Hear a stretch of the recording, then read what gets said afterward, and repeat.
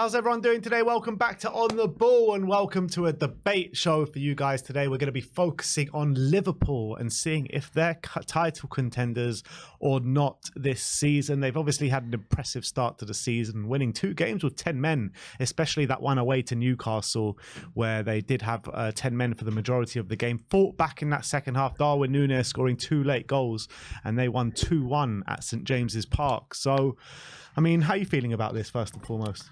I think Liverpool, maybe performance-wise in the first 3 games, haven't really hit the heights just yet. Although the results have been decent, I think against Chelsea they struggled for large parts and looked impressive in parts. Against Bournemouth, obviously, Bournemouth took the lead very early on. It looked like Liverpool were in for a tough game. They ended up turning it around and taking control of that game, winning 3-1. And then obviously a really, really impressive victory with 10 men against Newcastle at St James's Park, having the majority of the game with 10 men and 1-0 down and seemingly ending up turning it around through Darwin Nunez late in the game. And for me, a lot of people have been writing off Liverpool, in my opinion, in terms of being serious title challengers this season. And I think obviously because last season they dropped out the top 4 and they've got some defensive issues and people, I think, not expecting maybe a title challenge from Liverpool this season. But for me, I think if you look at their firepower, I think they've got the best firepower in the league, in my opinion. They've definitely gone some way to addressing some of the midfield issues that they had last season with McAllister and Szoboszlai, now Endo through the door. I do feel like maybe they do need one more really good quality defensive midfielder, but that's by the by. For one, I'm looking at Liverpool this season. I think a lot of people are sleeping on Liverpool and the firepower that they do have. And I think they're one of the only teams in the league where you can swap out any of that front 5 in the forward line of the front 6, and there's not really a drop-off in quality. They're all pretty much as good as each other, and that's really invaluable. They don't have Champions League football. Yes, they're in Europa League, but that is not going to be as taxing potentially as being in the Champions League football, where you have to always keep your best team potentially every game, or you risk dropping out the competition. I think Klopp has experience when it comes to being in title challenges and even winning leagues. He's done it before, and I think they're also tactically starting to change a bit with Trent becoming inverted, and they're starting to ask different questions of oppositions, trying to be a bit more unpredictable. I feel like potentially they might not be completely done the transfer window, but I feel like their firepower might be good enough to be at least the second best team in the league and be Man City's total closest title challenge this season. And despite some of the trouble they do have defensively, which I reckon they can sort throughout the season, I just look at Liverpool and I see why can't they be City's closest rivals? I don't know why people are writing them off so easily.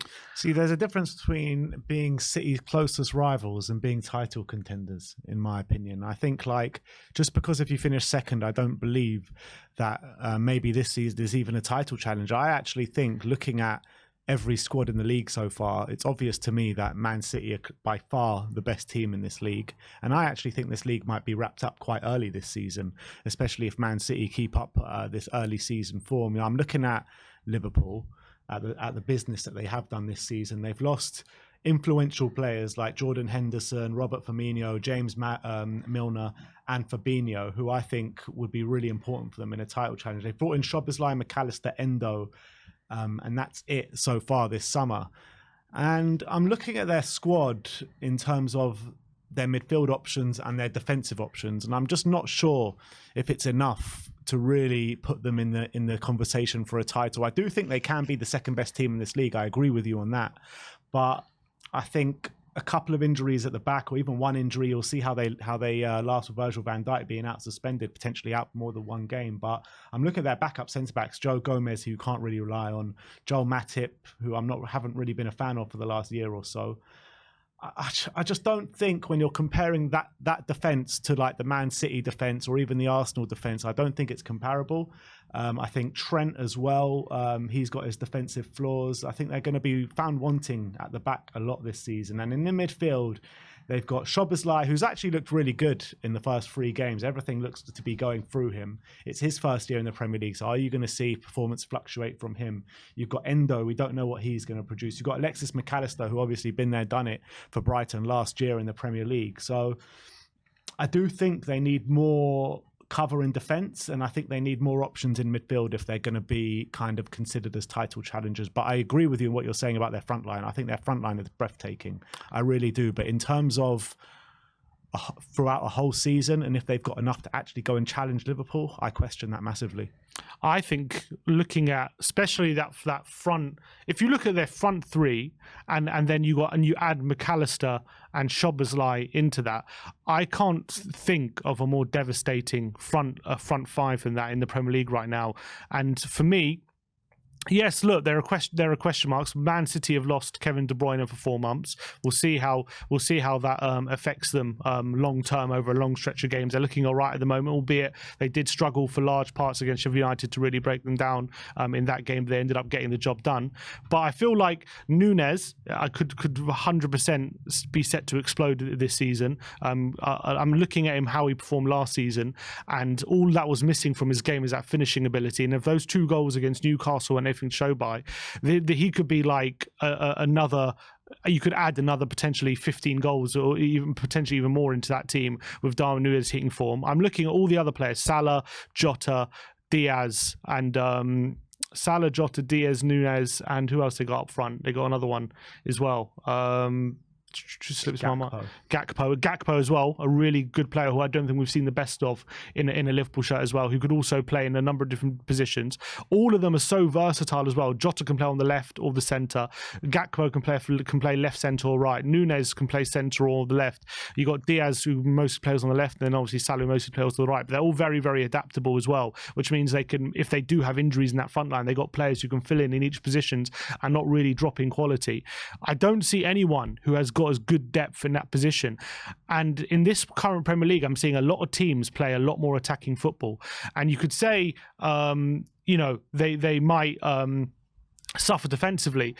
I think if they can control games a lot more than they were doing last season, I think the big problem last season was that the midfield was completely not fit for purpose. They had an aging midfield, but more importantly, they had a severe lack of ball quality, ball playing ability in that midfield. And that's what really led them to a lack of control in a lots of games, and it meant that there was a lot of turnovers. And because of that, their defense was exposed a lot more. And Fabinho obviously didn't have the best season, and you add in lack of control with potentially aging players, and it led to them maybe giving up a lot more goals than they should have. I'm looking at them this season, and I'm seeing Szoboszlai, and I'm seeing McAllister, and I'm seeing Endo. I know Endo, there's question marks. He's 30. But he's a solid. Even if he's just it doesn't have to be world class. Even if he's just a solid defensive midfielder who's not a liability, who can help them defensively in that midfield.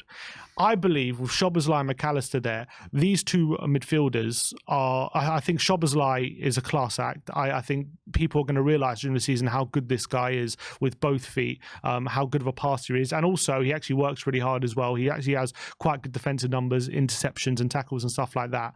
Alexis McAllister, you saw in the World Cup how good he can be, and you saw with Brighton how good he can be.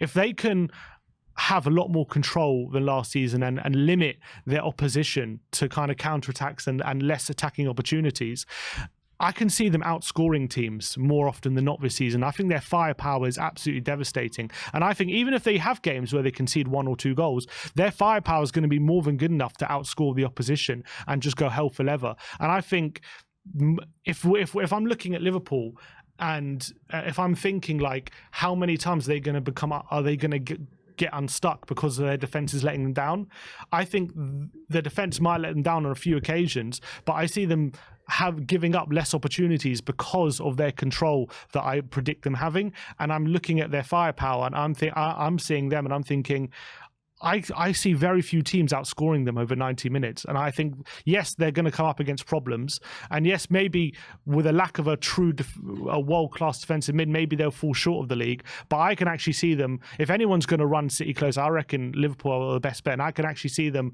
especially without Champions League football, having a really good go at challenging Man City for the league title. And I see them... How far, though? Like, I see them getting... I see them getting over 90 points. I can see them getting close to 90 points. Look, Klopp knows how to do it. Klopp's done it before. He knows how to instill that mentality in a squad. So I don't have question marks about the manager's capabilities. He knows how to manage a squad for a title challenge. And then for me, it goes down to, do they have the players to do it? And I'm looking at that firepower. We know how Klopp just likes to play rock and roll football. He likes to kind of go hell for leather, get all these players flying forward and creating opportunities. And I'm looking at their forward line, and obviously you got the supply still. I still think Trent on the ball is one of the best right backs in the league. And yes, he's got defensive problems, but they can overcome that with more control. They've still got Robinson, who's maybe not as good as he was 2 years ago, but I still think he's an extremely good left back. And if they can increase Van Dijk's level, I just see him having more control. And I'm just thinking how this team isn't going to score an absolute bucket load of goals. And yes, they do have some defensive issues, but I think they can overcome that with just their supreme firepower that they have.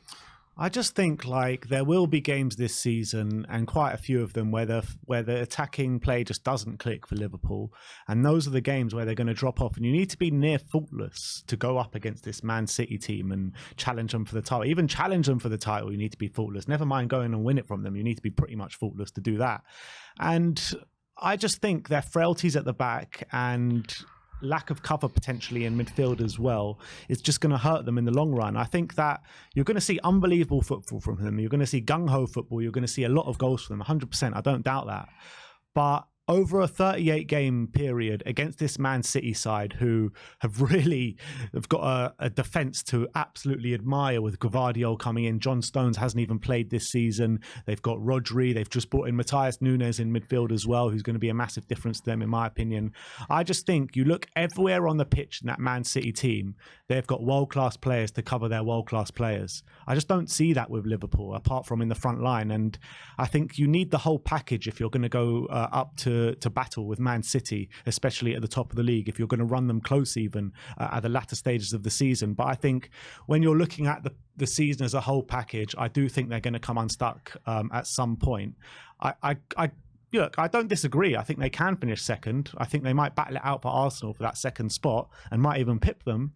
But enough to fight for a title towards the end of April and beginning of May, I seriously doubt that. I really do. I seriously doubt that, and I think their defensive problems will come to the fore at some point during the season, and there will be games where, you know, something goes against them, their defence will open up and they'll lose games. And that won't happen to Man City as often as it's going to happen to Liverpool. Well, they were down to 10 men for over an hour against Newcastle. They didn't seem to have many defensive problems in that game. I think That's just one game, though. Yeah, I mean, it's just one game, but I think they've been, ever since they've had that front five available since last January.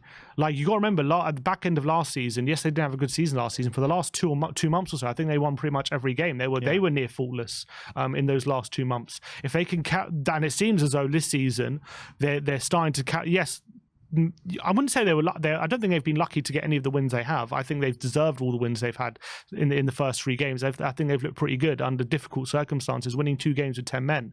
So I think if they know if they can carry that form they did last season under a manager who knows how what it takes to challenge a team like Man City and get to that 90-point mark and be relentless, I don't see a reason why they can't go all the way. I think. Is it going to be a big ask for them to go all the way and actually win the league? Yeah, it might be. But I was watching, I've been watching podcasts this week, and some people suggested that Liverpool might, could easily could finish above Arsenal and be Man City's closest title rivals, and it was seen as like a massive claim, and it was seen as like a ridiculous claim to say that, considering how Arsenal ran City close last season, and given some defense problems that Liverpool had. But I just looking at that squad and seeing the manager they have, and I know he knows that they've got what it takes. And I think they know what it takes to be consistent as well. They've done it so many times, and they've had problems last season. But even as you name the players they've lost, except for Fabinho, are they even that upset about losing those other players? Henderson, Milner, Firmino. These are players that were coming to the end anyway. Last season as well, you got to remember that the forward line for a lot of last season, before they brought in a few of their players, they had like the Mane, Salah, and Firmino needed regeneration, and they needed to regenerate that front line and add new blood. And ever since they've done that, they've looked like dynamite going forward. And I think I'm just looking at that front line, and I'm thinking I can envisage Liverpool getting back to the levels they were a couple of seasons ago, 2 or 3 seasons ago, where they were just outscoring teams. They were just pummeling them into submission. And I can see them doing that this season. I reckon I'm going to predict they're going to get to 90 points. 90? Yeah. Wow, no, I don't think that. I think they're going to get about 10 points less than that, between 80 and 85.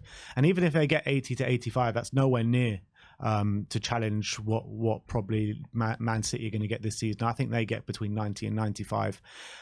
So I think, look, like I keep saying, like I think they can finish second. I don't think it's beyond all realms of possibility. And the podcast that you were listening to thinking that's a mad claim, I think that's totally wrong, because when you're looking at Liverpool's firepower, of course they can do it. But I think what Liverpool need to really challenge Man City is to have a really lucky season in terms of injuries. If they don't have injuries at the back, don't have injuries in the midfield, and let's say they finish the transfer window and the business that they've done this season, then it might be a possibility. But I mean, if they get any injuries at the back, any injuries in midfield, they could easily get open up consistently in this league. But I do think, like, against the lower end of the table, like, their firepower will be too much, but it'll be against the teams that are in the top 6 or in and around the top 6, even the top half, against like Brightons and the Brentfords and these kind of teams. I do think like there could be games where they lose by the odd goal, and maybe 3-2s or 2-2 games or stuff like that. So I think they need to bolster their backline and midfield if they're going to be within the conversation. I really do. I think also I think people are, first of all, in midfield, they got Thiago still there. I know he's not really fit, but if he's a backup option at the moment compared to last season where they relied on him. They got people like Curtis Jones, who was making a bit more of a contribution last season as well. Harvey Elliott's a good player. None of them are defensive-minded players. Doesn't matter, but they've got. But you're saying about depth. I'm saying they've got McAllister and Szoboszlai who start and hopefully will play majority of games. And then they've got Thiago, they've got Curtis Jones, and they've got Harvey Elliott to come in, who I think are underrated players. I actually quite like all 3 of those players. And if McAllister and Szoboszlai pick up an injury here or there, I back them to fill in and actually provide a job. I think what would probably stop them from genuinely winning the league, I think I would say if they were to sign a world-class DM before the end of the way, or just a really good defensive midfielder to add cover to Endo, or who Endo could play backup to, before the end of the window, I put them on more than 90 points potentially this season. I still think they can hit potentially 90 points even with the squad they have now. Gomez and Matip are good backup centre-backs. I don't see a massive problem with those two as backup to Konate and Van Dijk. I think Konate's really stepped up. Van Dijk obviously got sent off, but I still think if he can get back to the level he was a year ago, I still think he's one of the best in the Premier League. Matip's won Premier Leagues with Liverpool, albeit he's also seemed to be declining a bit, but Gomez I still think is also a good centre-back as well. So I think they got okay depth. I think it's underrated. Injured, Joe Gomez. Always injured. Yeah, but he's backup, so he doesn't have to play every game. He just has to be fit for when he needs to come in. Yeah, so he doesn't not a given.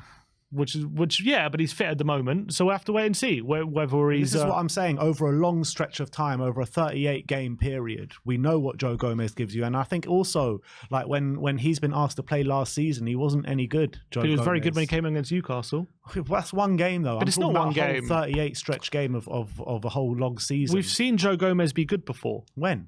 He's been a good player at Liverpool before. Over the years, whenever he's filled in, he's been a very competent defender. Good. He's never had a consistent place in the team. That's because he's not good enough. No, because they got better players. They got better players than him. He's not good enough. Yeah, because he's a good backup. Joe Gomez, when he came into the team last season, he was a poor player. He kept making mistakes. Liverpool kept conceding goals, and he was a big part of it. So, I mean, Joe Gomez hasn't shown what he's capable of for quite a few years now. They also got the best goalkeeper in the league. We didn't even touch on that. Sure. They got the best goalkeeper in the league, and that can also go a long way. And I think they're not going to have to rely on Joe Gomez for the whole season. He has to fill in a few games here and there, in my opinion. Maybe he plays 10 games a season. I think he's good enough to fill in those kind of games. Last season, yes, they had they had a lot of problems, Liverpool, but I think they've gone a long way to sorting them. I think it's underestimated how much their defensive problems are going to be sorted by having Szoboszlai and McAllister there. People just think you need better defenders to be better defensively. But even look at Spurs. We've got like Van de Ven stuff, but it's more about the control we have is going to make you better defensively rather than just having the better defenders. And I can see the same thing happening in Liverpool. I think those two players coming in there gives them much more ability in the midfield to keep the ball, control the game, and that means they're going to have to do less defending. And if they do less defending, they're going to have the firepower to blow everyone away. Yeah, that's absolutely spot on. They can do less defending in it, and their team is definitely better than it was last season. But just because that's true doesn't mean that's enough to go and challenge Man City for a title. We're talking about one of the best, if not the best, Premier League side of all time here that have world-class talent everywhere on the bench. Even not on the bench, they've got world-class talent. First 11 is absolutely insane. So to go up against this Man City side, I think you need strength in depth in defence as well as a top-class defence, strength in depth in midfield as well as a top-class midfield as well. And you need defensive midfielders, top defensive midfielders to combat anything. And I think when they come up against Man City, they might get a good result at Anfield. I wouldn't put it past them. But as I keep saying, over a long stretch of time, over a 38-game period, I do think that defence and defensive cover in midfield is going to hurt them over the long term. But I do think that they're building really well. And maybe if they make a few more additions in January and over the summer to rebolster their kind of depth in midfield and depth in defence, I do think that they're growing and they can compete with Man City over the coming years. But I just think this season might be a bit too soon for them. Well, there you have it. That is what we think about Liverpool and if they're contenders. Let us know in the comment section below. Do you agree more with Sim? Do you think they are going to be contenders this year? Or do you agree with me saying I think that they're going to just fall a bit too short of being contenders this year in terms of their how they're doing defensively and in midfield? But it'll be interesting to see your takes in the comment section below. But thank you everyone for joining us and we'll see you next time.